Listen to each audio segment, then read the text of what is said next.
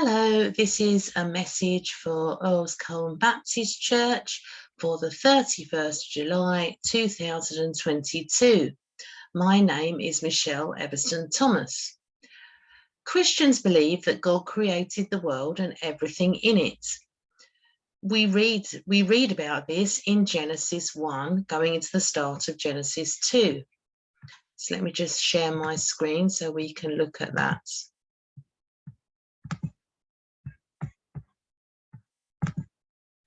This is Genesis 1:1 to 2:3.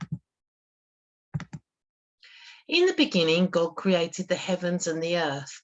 Now the earth was formless and empty. Darkness was over the surface of the deep, and the Spirit of God was hovering over the waters. And God said, "Let there be light," and there was light. God saw that the light was good, and he separated the light from the darkness. God called the light day, and the darkness he called night. And there was evening, and there was morning, the first day. And God said, "Let there be a vault between the waters to separate water from water." So God made the vault and separated the water under the vault from the water above it. And it was so. God called the vault sky.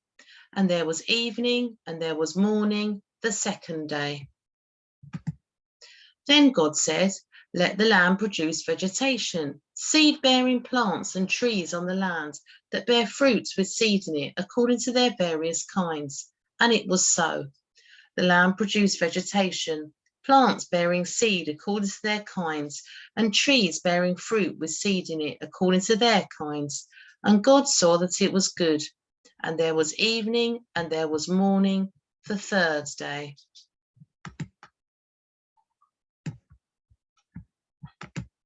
And God said, "Let there be lights in the vault of the sky to separate the day from the night, and let them serve as signs to mark sacred times and days and years. And let there be lights in the vault of the sky to give light on the earth." And it was so.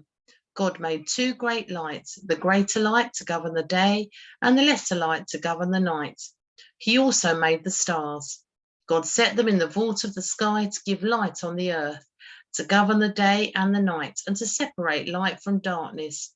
And God saw that it was good. And there was evening, and there was morning, the fourth day. And God said, "Let the water teem with living creatures, and let birds fly above the earth across the vault of the sky." So God created the great creatures of the sea and every living thing with which water teems and that moves about in it, according to their kinds, and every winged bird according to its kind. And God saw that it was good. God blessed them and said, "Be fruitful, increase in number, and fill the water in the seas, and let the birds increase on the earth." And there was evening, and there was morning, the fifth day. And God said, "Let the land produce living creatures according to their kinds, the livestock, the creatures that move along the ground, and the wild animals, each according to its kind." And it was so. God made the wild animals according to their kinds, the livestock according to their kinds, and all the creatures that move along the ground according to their kinds. And God saw that it was good. Then God said, "Let us make mankind in our image, in our likeness, so they may rule over the fish in the sea and the birds in the sky, over the livestock and all the wild animals, and over all the creatures that move along the ground." So God created mankind in his own image. In the image of God, he created them. Male and female, he created them. God blessed them and said to them, "Be fruitful and increase in number. Fill the earth and subdue it. Rule over the fish in the sea and the birds in the sky, and over every living creature that moves on the ground." Then God said, "I will give you every seed-bearing plant on the face of the whole earth, and every tree that has fruit with seed in it. They will be yours for food. And to all the beasts of the earth, and to all the birds in the sky, and all the creatures that move along the ground, everything that has breath of life in it, I give every green plant for food." And it was so. God saw all that he had made, and it was very good. And there was evening, and there was morning, the sixth day. Thus the heavens and the earth were completed in their vast array. By the seventh day, God had finished the work he had been doing. So on the seventh day, he rested from all his work. Then God blessed the seventh day and made it holy, because on it he rested from all the work of creating that he had done.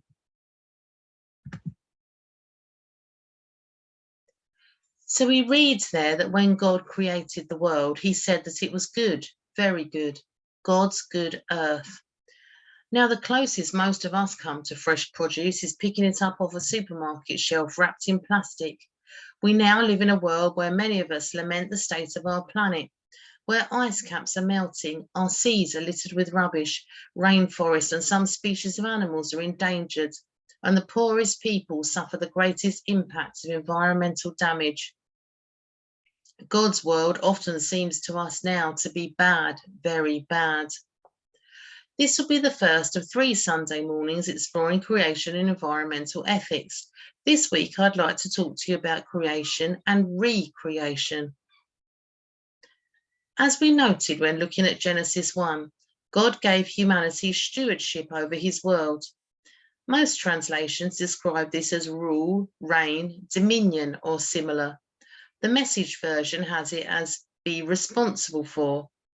Historically, some Christians have had the idea that because God gave us rule of the world and will one day take us off to heaven, then the world can just be thrown away. As well as this being an attitude that disregards the suffering of other human beings as well as non-human creatures, it also misunderstands God's redemption, as we will see. With our power comes responsibility. I don't think that this managerial role of ours means that we can just do what we like with the earth, its resources and creatures to exploit or destroy. I believe that we are caretakers who should care for the world so that all have habitat and food.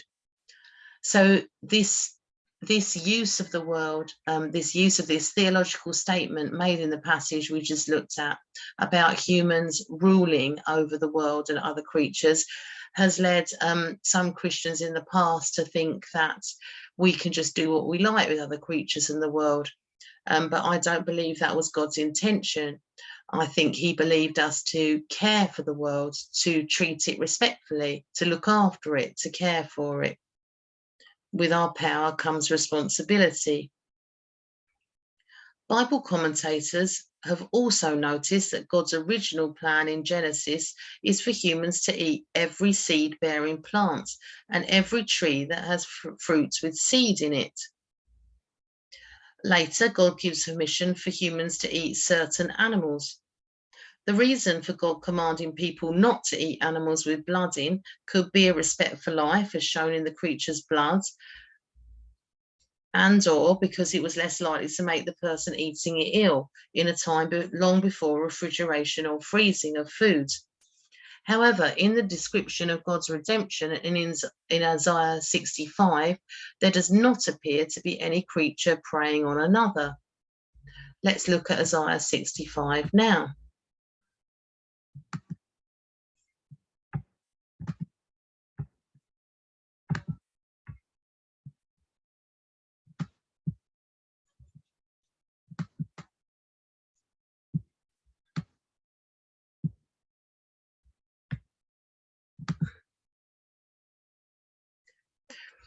So this is Isaiah 65, lines 17 to 25.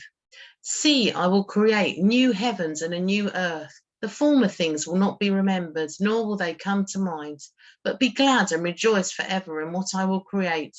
For I will create Jerusalem to be a delight and its people a joy.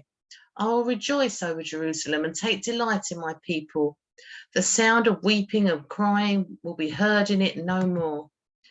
Never again will there be in it an infant who lives but a few days, or an old man who does not live out his years. The one who dies at 100 will be thought a mere child. The one who fails to reach 100 will be considered accursed. They will build houses and dwell in them. They will plant vineyards and eat their fruits. No longer will they build houses and others live in them, or plant and others eat.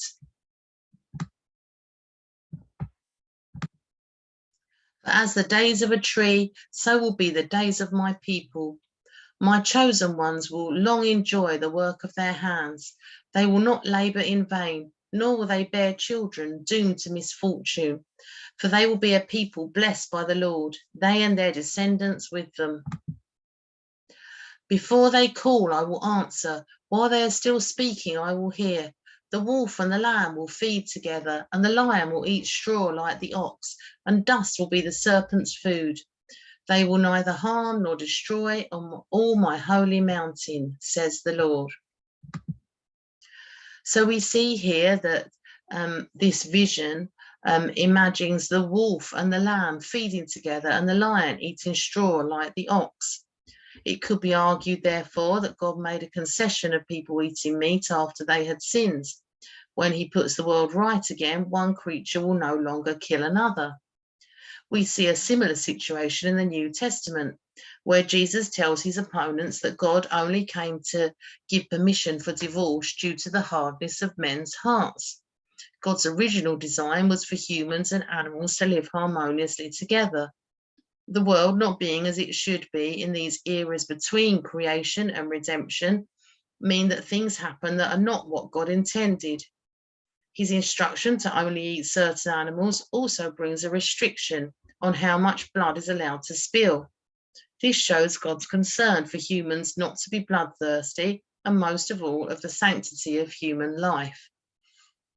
So when we look at this, this description of what God made in creation and how things were in the perfect creation, and then we look again at the vision of what the world will be like when God restores everything, gives us this idea of the world put right again.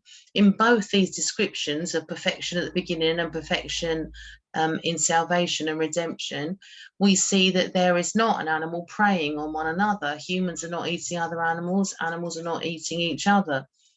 So it could be argued that in this in-between times where people are sinning and where things are not as they should be, this is when we have the eating of animals.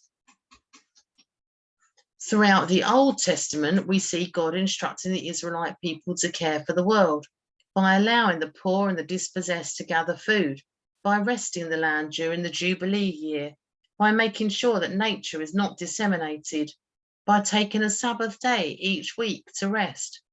God makes it imperative that all humans and creatures should have what they need. There is not a hint of the rampant consumerism we see in our own society. Both the Old and New Testaments visualize a future where there will be peace and an end to suffering for all creatures. Meanwhile, the Apostle Paul speaks of all creation groaning for this time to come. The world is crying out for release from our sinful misuse of it. So when God in the Hebrew Bible, what we call the Old Testament, sets down rules for living for his people, the Israelite people, he makes sure that they don't take the crops right up to the edge of a field, but they leave some left at the edges so that poor people, refugees, people that are living with very little can go and gather that. And we see a little bit about that in the book of Ruth as well.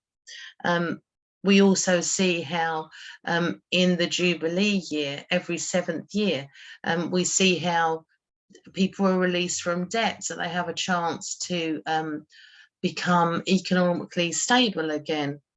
And we see in God's rules that people every 7 days should rest from their labours, rest from their work, so that they have a chance to recuperate, to rest. It's not the constant ongoing industry that we sometimes see now.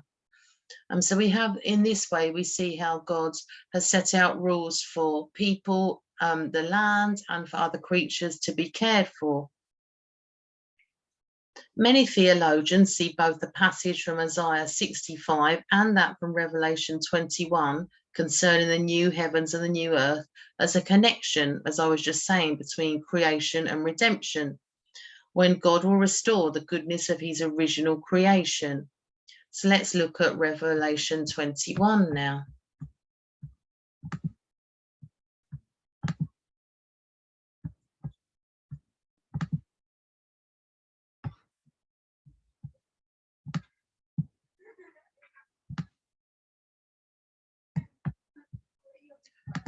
So this is Revelation 21, lines 1 to 6. This is a vision of the world being put right again from John.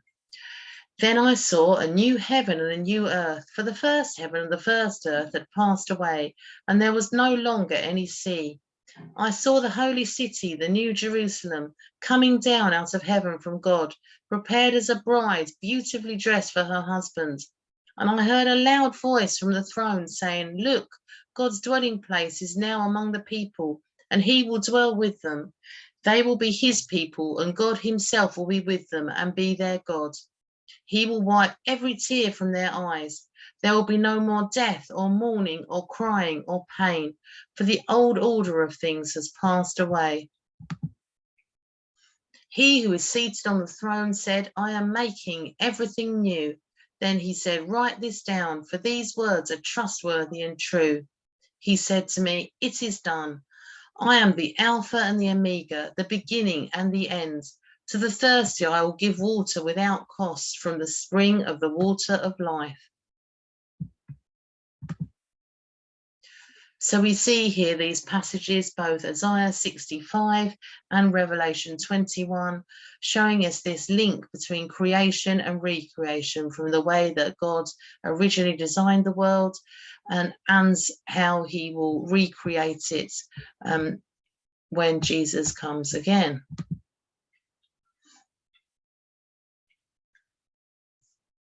God will restore the goodness of his original creation. We will not escape this world. God will remake it, will recreate it. Heaven will come down to earth and all will be made new. This is amazing stuff. Until that day of redemption comes, though, care for the world that God had made is imperative for all his followers.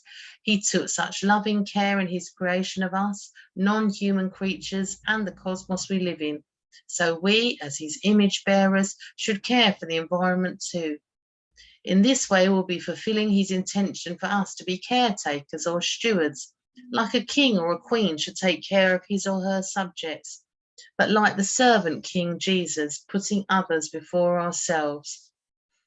So we see how God cared for the world, and as his followers, we should do the same. So if we imagine that we have a kind of rule and power, like a king or a queen might have over his or her subjects, in the way that we can care lovingly, that's the way that God would intend us to do. And we saw the servant King Jesus putting others before himself, and that's he is our example to follow. So what steps can we make to care for our world, its people and its animals? How can we fight greed, exploitation and injustice? In our own lives, how can we bring some healing and restoration to God's good earth? How can we love and respect our world, God's immeasurably good gifts to us?